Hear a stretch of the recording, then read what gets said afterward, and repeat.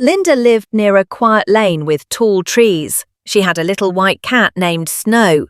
Snow followed her everywhere, to school, to the shop, even to the park. One day, Linda rushed home before sunset. The sky grew dark. The road looked empty.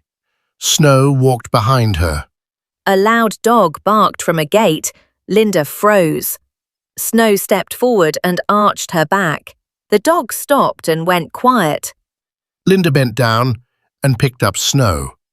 "You are braver than me," she said. At home, her mother asked, "Why do you walk so slow?"